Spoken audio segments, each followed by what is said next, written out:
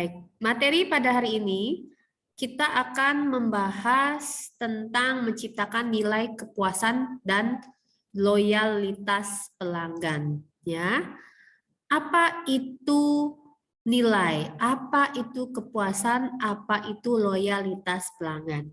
Kan ketika kalian membeli suatu produk barang atau jasa, ya, berarti kan akan mempertimbangkan nilai apa yang dimiliki dari produk atau jasa. Kemudian endingnya apa? Kalian puas atau tidak? Ya, ketika kalian puas, ketika kalian melakukan repeat order terhadap produk atau jasa dan secara berulang-ulang, maka akan menimbulkan loyalitas pelanggan terhadap produk atau jasa tersebut. Apa arti dari nilai kepuasan, kemudian nilai dari loyalitas pelanggan, bagaimana perusahaan itu mengantarkan tiga hal ini dia ke konsumen, ya.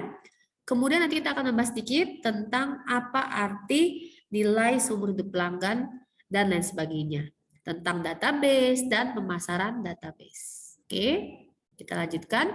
Nah, ini adalah gambaran tentang perubahan orientasi perusahaan. Sedikit. Bisa terlihat? Oke.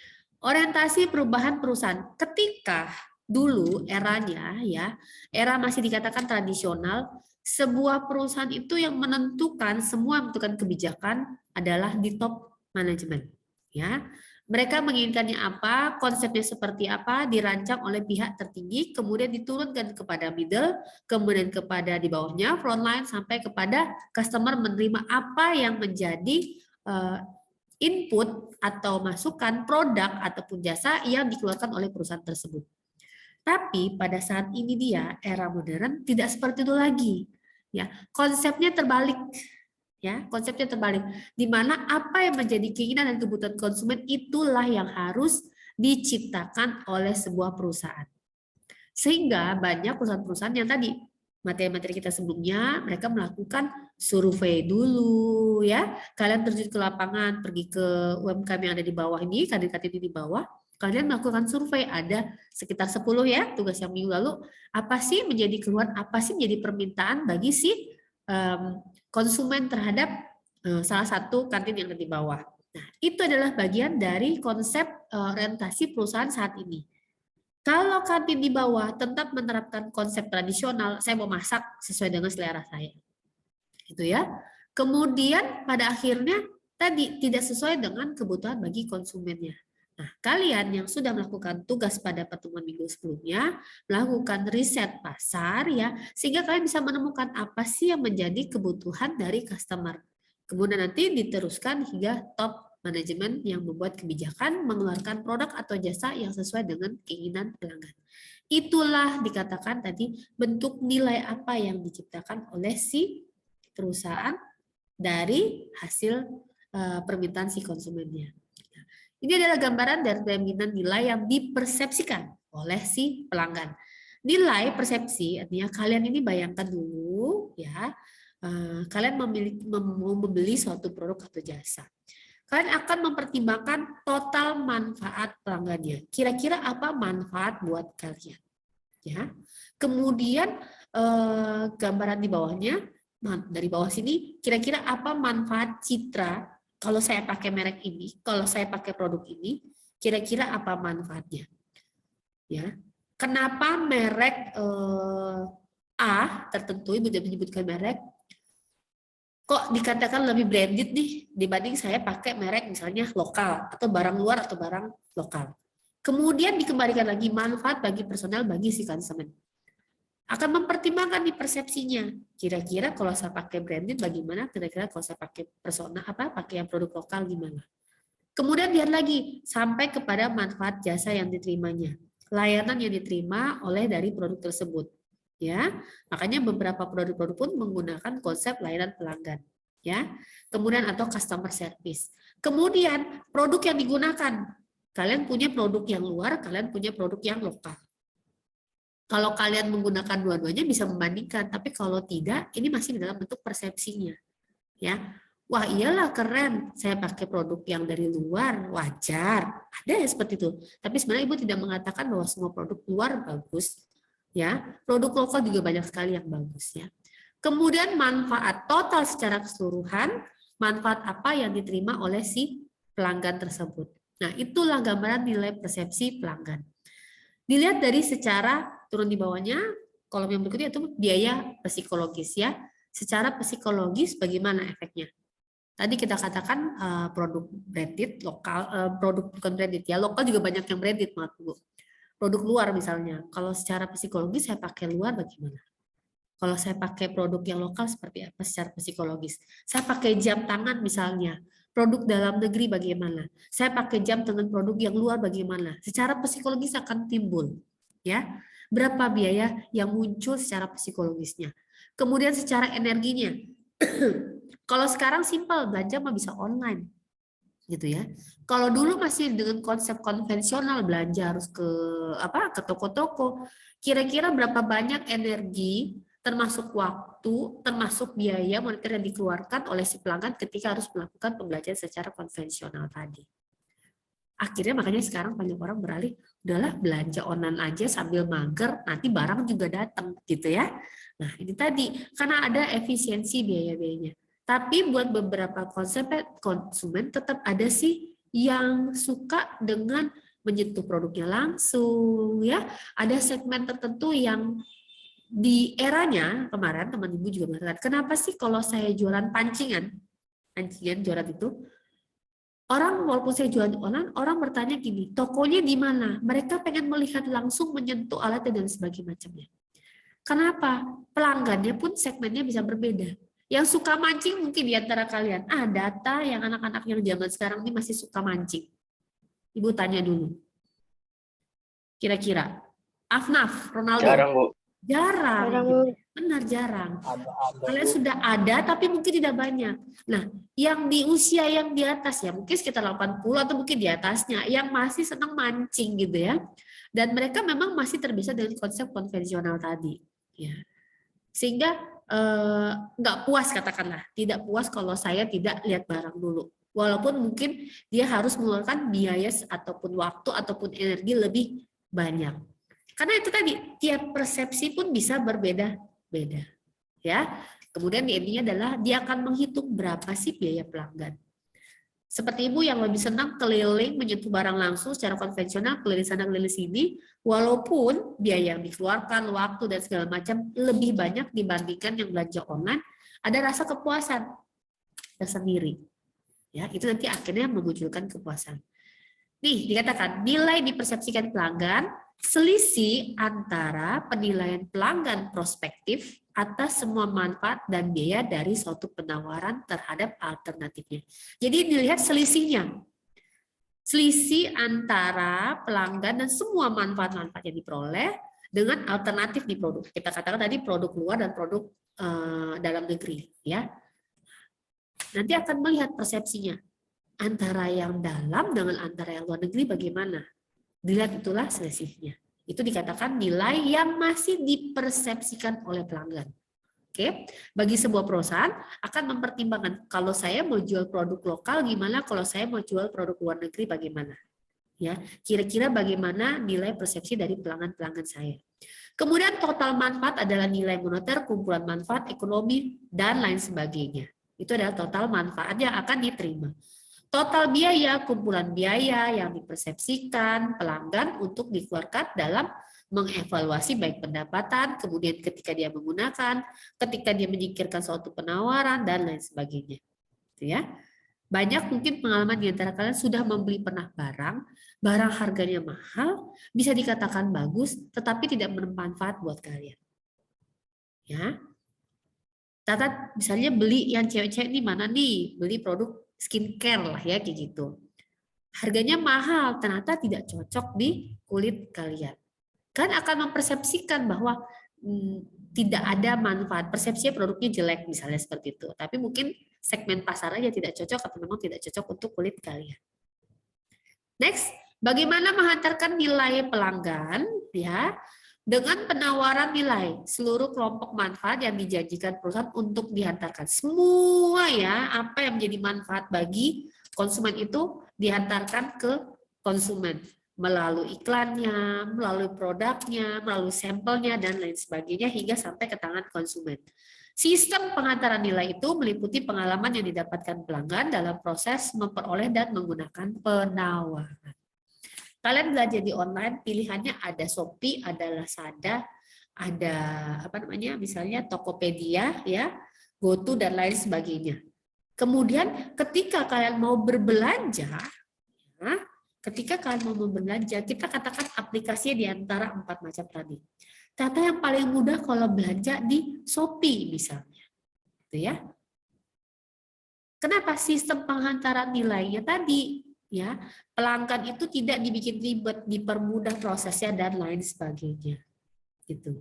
Mungkin ketika kalian ada yang belanja lewat TikTok, gitu ya, lewat TikTok sekarang udah banyak eranya lewat TikTok. Tetapi ada permasalahan, di mana permasalahannya?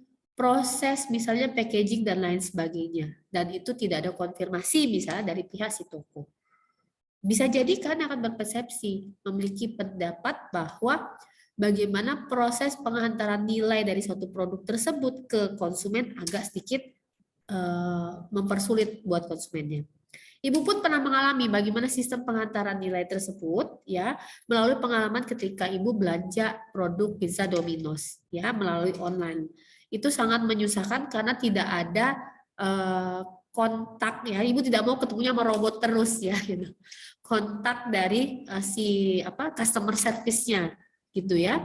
Kalau melalui GoFood atau GrabFood, ya, itu kan kita bisa menghubungi pihak si ridernya, ya, gitu, si ojolnya. Tapi kalau melalui benar-benar murni aplikasi sistem robot itu, kita tidak tahu nih produk saya ini kapan sampainya. Katanya on delivery, jaraknya cuma sekitar 10 menit dari lokasi tempat ibu berada, tapi kok nggak datang-datang, gitu ya. Dan itu tidak bisa menghubungi. Nah, di sini saya akan melihat bahwa sistem penghantaran nilai, ya, dari pihak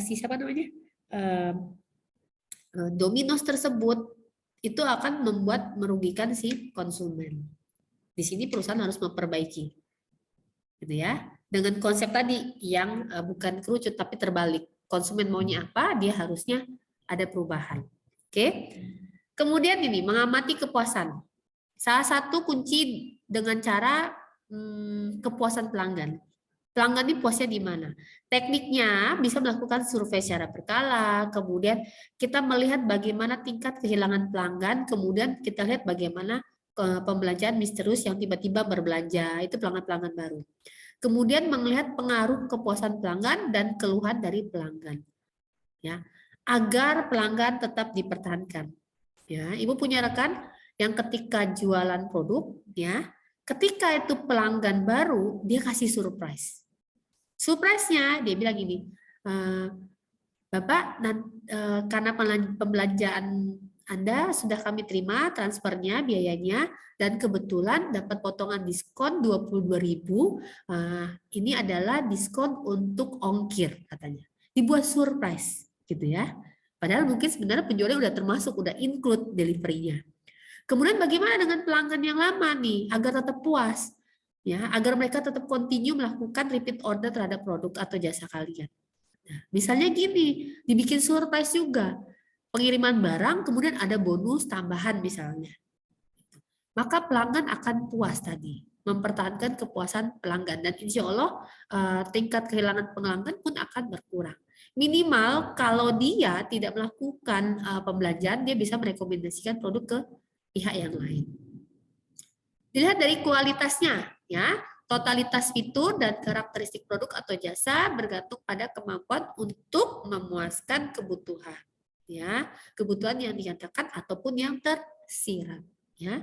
Kualitas produk, kemudian kepuasan, profitabilitas dari perusahaan, semuanya ini lingkaran ini mencakup apa yang menjadi kepuasan dari pelanggan. Maka dikatakan, oh, produknya berkualitas.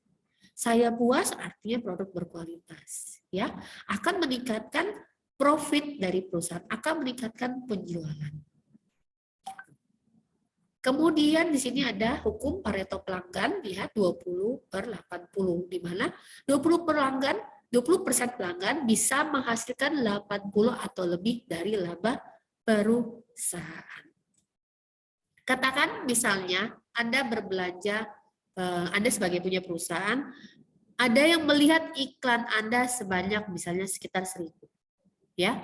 1.000 kemudian yang masuk ke WA Anda sekitar 2%-nya.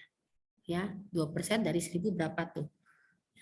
Kemudian usahakan ya, dari 2% yang sekian itu 80%-nya itu melakukan pembelanjaan terhadap produk Anda. Bagaimana caranya? Ya, tentu ada tips-tips ya untuk mempertahankan pelanggan itu agar bisa closing ya, gitu. Nah, ini adalah hukum Pareto pelanggan. Setidaknya dari 20% itu ada 80% yang melakukan pembelanjaan. 80% keuntungan buat perusahaan. 20% itu pelanggan, dia melakukan repeat order. Ya, dia melakukan pembelanjaan secara berulang. Gitu. Dari 1.000 yang melihat Anda, kemudian yang klik misalnya ke WA, 2% aja sebenarnya cukup banyak. Tapi setidaknya 2% itu ada, atau 20 pelanggan tadi, bisa menghasilkan sampai 80% profit bagi perusahaan. Nah, ini mengukur profitabilitas pelanggannya ya. Nih, bisa kalian lihat ya, kolom-kolom kotaknya ada produk yang diuntungkan, produk yang diuntungkan, produk yang diuntungkan dan lain sebagainya. Sisi sebelah kiri yang paling bawah ada pelanggan dengan laba yang tinggi, pelanggan campuran dan pelanggan yang merugikan. Nah, bagaimana profit atau keuntungan yang masuk ke perusahaan ya? Bisa terlihat dari contoh-contohnya ada produk 1, 2, 3, dan 4. Produk manakah yang kira-kira bisa menghasilkan profitabilitas pelanggan paling tinggi? Misalnya produk 1, pelanggan dengan laba yang tinggi. Ini gambar kelompoknya. Kalau pelanggan campuran, ya ada produk yang dibeli kadang, ada produk yang tidak dibeli. Gitu ya. Kadang-kadang dia intensitasnya tidak terlalu banyak.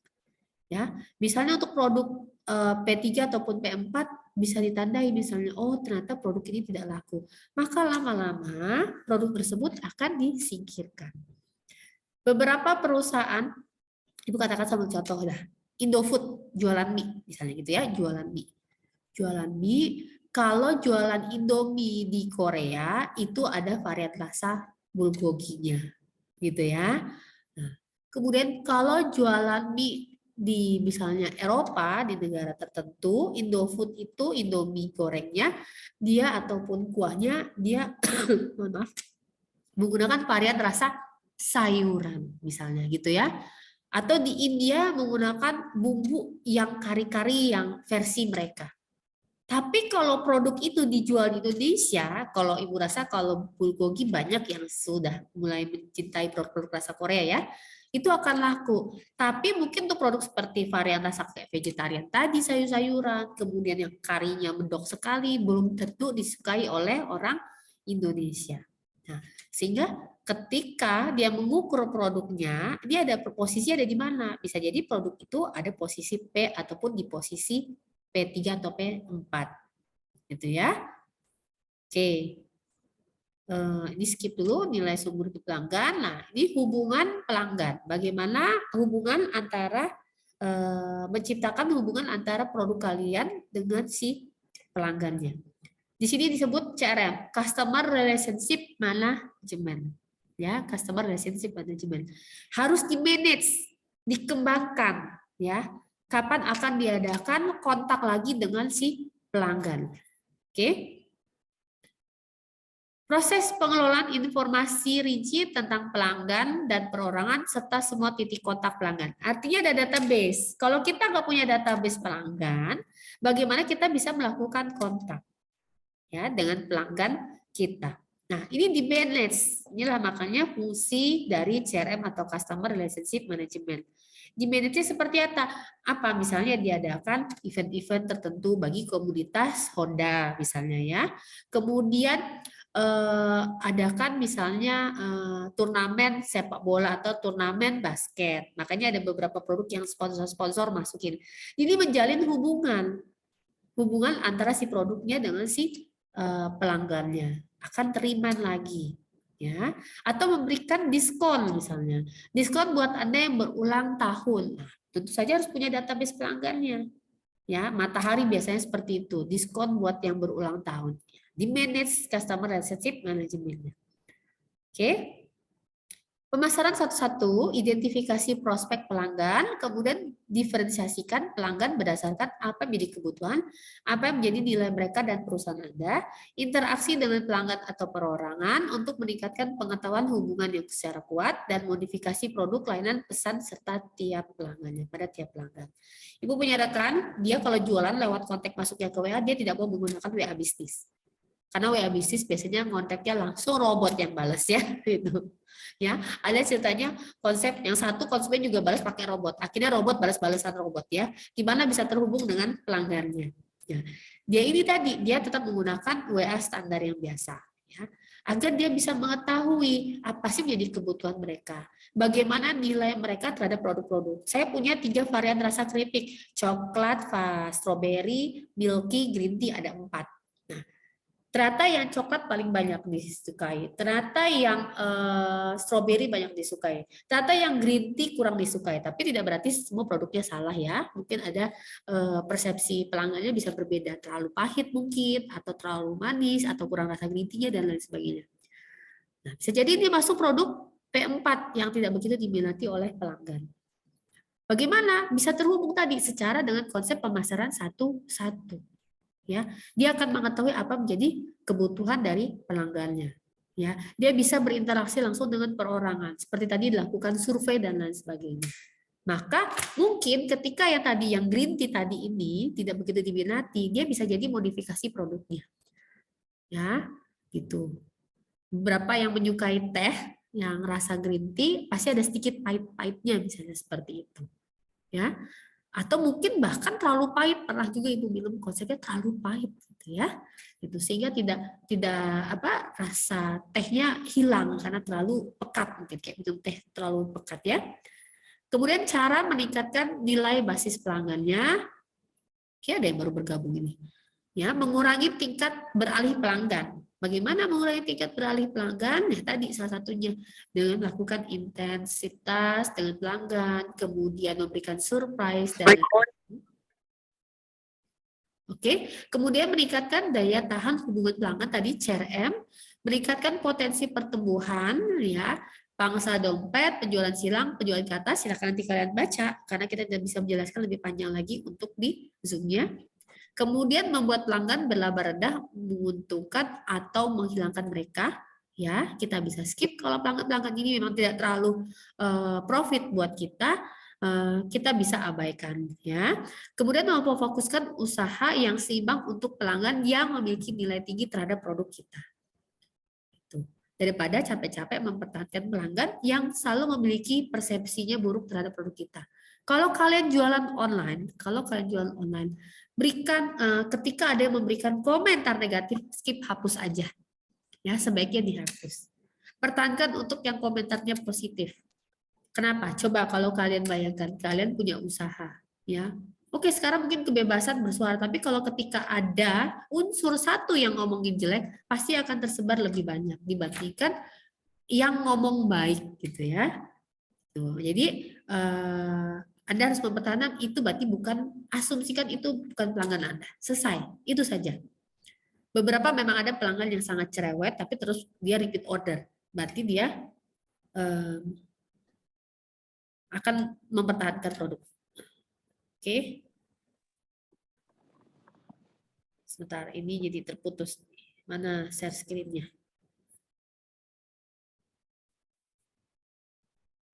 Oke, lanjut. 10 menit lagi. Nah, di sini proses perkembangan pelanggan. Bisa kalian lihat ya, ada tahapan-tahapannya. Penjelasan juga ada di buku. Cara menarik dan mempertahankan pelanggan. Tadi bisa kalian baca lagi untuk detail lebih di buku. Kemudian cara membangun loyalitas pelanggan. Masuk pada loyalitas. Ada interaksi, kemudian kembangkan ada program loyalitas, ada personalisasikan pemasaran, ciptakan ikatan secara institusional. Artinya antara perusahaan yang dibangun. Ya, kemudian bagaimana memenangkan kembali, kuncinya itu menganalisis apa sih konsumen itu keluar dan tidak membeli, lakukan wawancara, lakukan survei, seperti yang tadi dijelaskan sebelumnya di atas. Nah, ini ada database, kita katakan database. Database konsumen, alamat, transaksi, pertanyaan, nomor telepon, dan sebagainya. Isi ideal database-nya seperti transaksi, volume, harga, dan lain sebagainya. Oke. Kelayakan ini ada berkaitan dengan nanti diskusinya, kemudian ketidaklayakan pembangunan database nih, produk yang dibeli satu kali seumur hidup.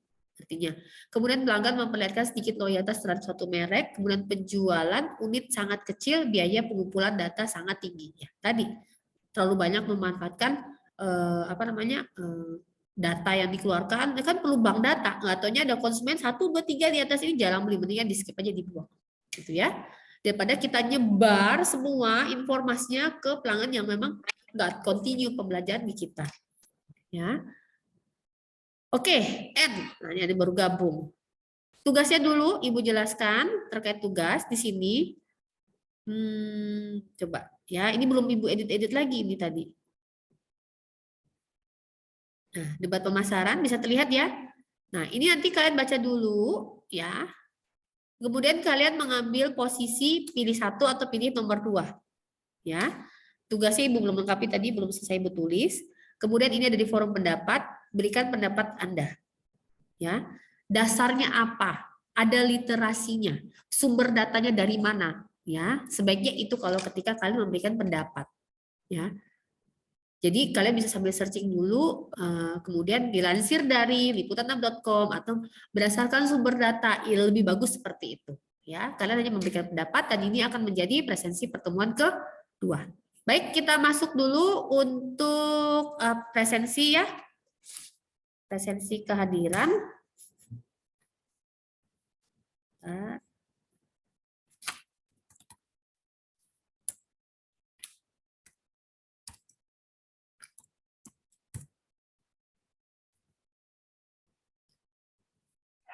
Bu, izin bertanya, Bu. Boleh silakan. Itu berarti tugasnya tuh cuma ngisi kolom diskusi aja ya, Bu? Bukan Iya, kolom diskusi tugas aja. tertulis. Iya. Nggak tertulis, jadi kalian online juga. Oke. Di pertemuan kelima, Ibu absen dulu ya. Selamat pagi. Pagi, Bu. Pagi, Bu. Pagi, tepuk tangan. Udah nggak fokus nih. Selamat siang. Tepuk 2 kali. Selamat malam. Nggak ada tepuk. Oke. Fokus ya.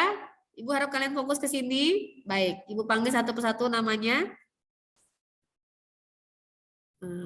Sebentar recordnya Ibu matikan dulu. Terima kasih nih untuk pertemuan, tinggal presensi. Ibu stop